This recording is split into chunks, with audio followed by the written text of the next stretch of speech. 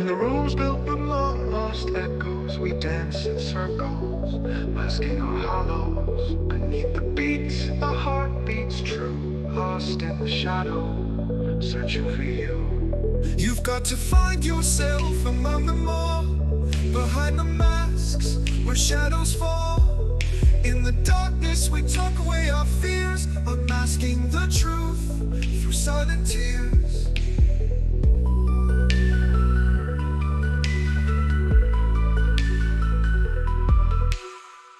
Bright lights that blur in the endless night, faces we wear in the fading twilight, echoes of laughter that whisper cold, a grace we seek in stories untold. Through the pains of shattered time, whispers merge with ancient rhyme. Beneath the river, the soul will bear an anthem lost to lips in prayer.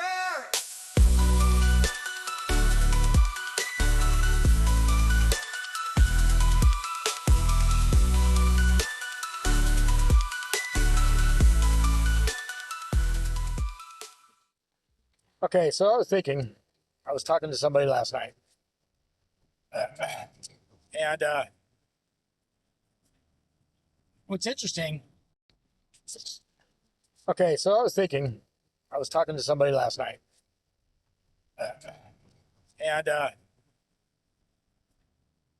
what's interesting, I don't know how it is for everybody else, but I know I know for myself that with INFJs, this personality type, we have an idea, an image of who we want to be in our life. And that's family, friends, intimate partners. We kind of like need people who have depth of feeling and depth of emotion that can really connect on a very deep level.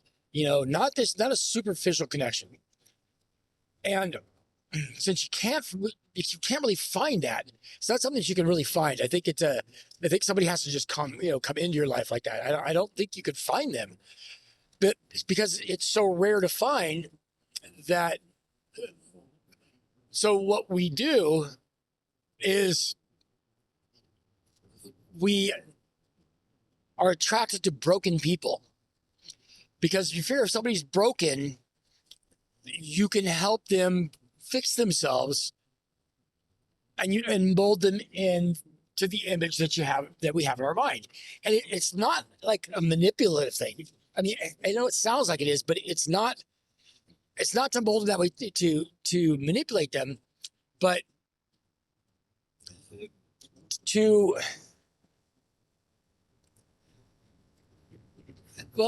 mold them into somebody that would be sort of there,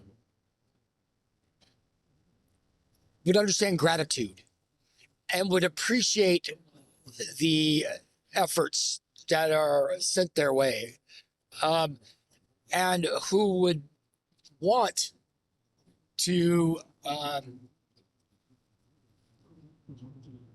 do things for you and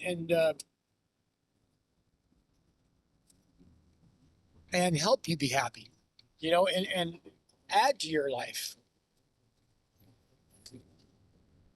So we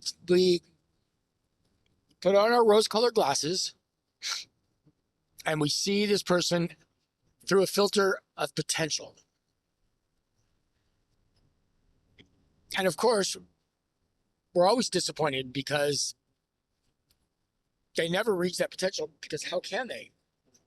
It's your vision for them, not their vision for themselves. So for me to get together with another person who really hasn't found themselves at all, it was just lost and aimless, and broken. See, being broken isn't the problem. It's being broken and wanting somebody else to fix you. That's the problem, because that's somebody who's going to be dependent. And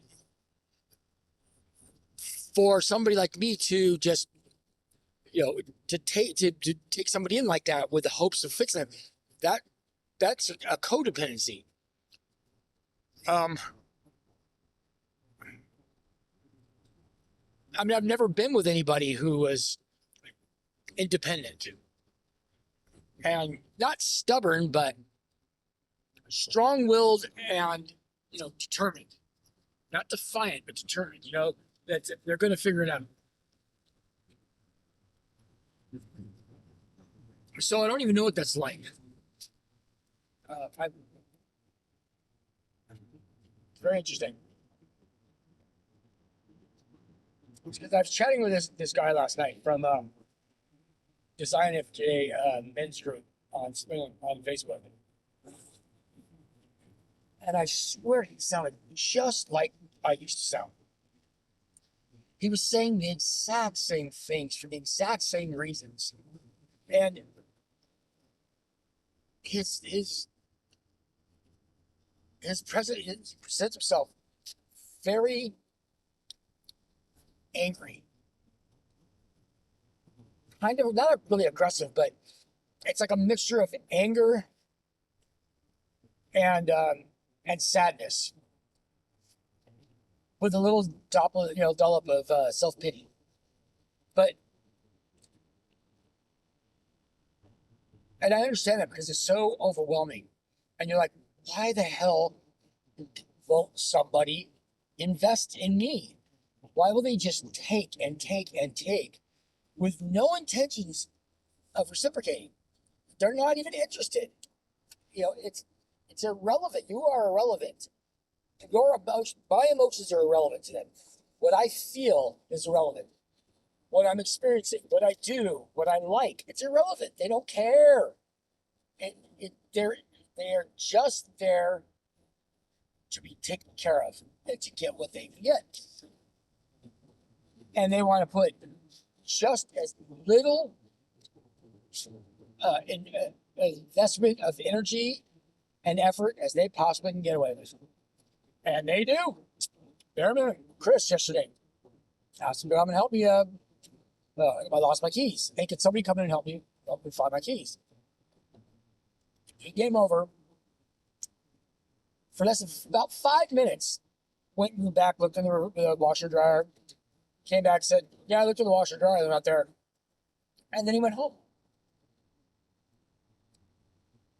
It's like, I still don't have my keys. So he put in the absolute bare minimum effort he could possibly do. And he looked one place and said, "No."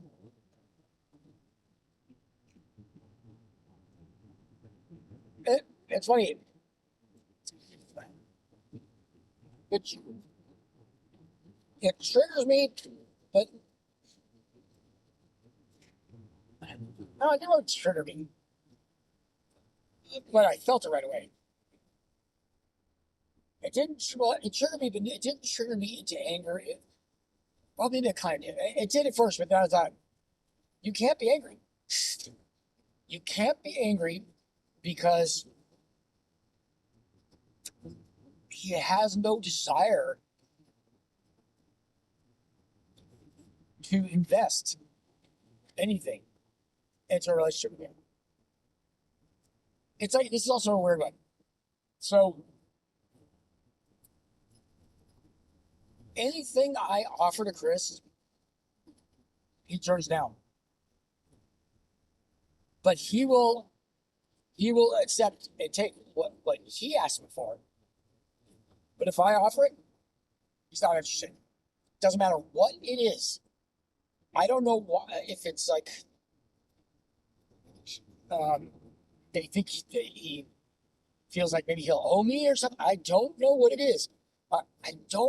It's so bizarre. It's very bizarre behavior. Very very difficult to get a hold on to because it doesn't make sense. It's completely irrational.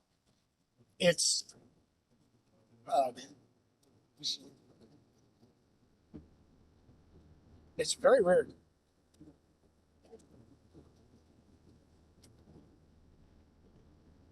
Or see, it's like my aunt.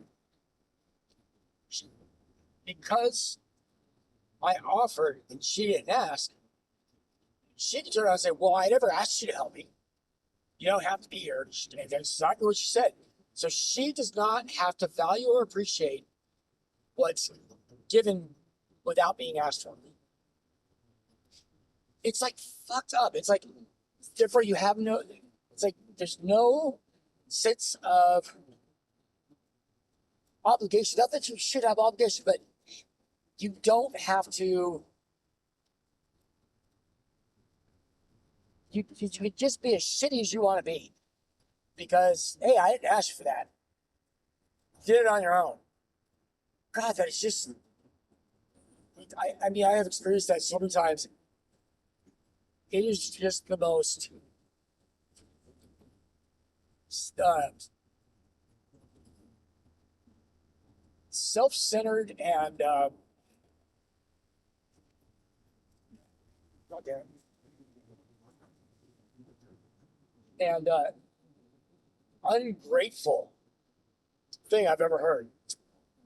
I mean, if you haven't asked for somebody's help and they help you just to help you without you even having to, to ask them, man, that's even better. That's even a greater gift. And to look at a gift that's maybe, especially one that you really need, as a gift like that with um, such little value. I mean, it's just. I mean, it's me that. I mean, I don't know. I'd be thrilled to have somebody just volunteer. Hey, you know what? You need some help at your house. I'll be over tomorrow. Yeah, we can do that. What time you want to be there? You know, instead of like, you know, that's like, hey, what do you need help with? Let's get this done. You know, see, it's like I've always said, with a partner, with friends,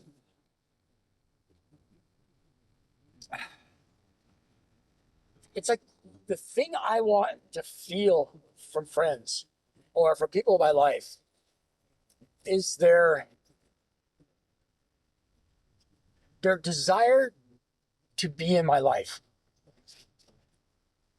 not for what I'll give them, but because I'm me and they want to be a part of my life. They want to share in the things that I do. At least be you know, I don't know. It's desire. See, but I don't say desire, but it's like I don't want anybody to feel like they have to, they're obligated. I see that's the thing, obligated. I don't want them to feel like they're obligated to be in a relationship with me. I want them to want to be in a relationship with me. I want them to be.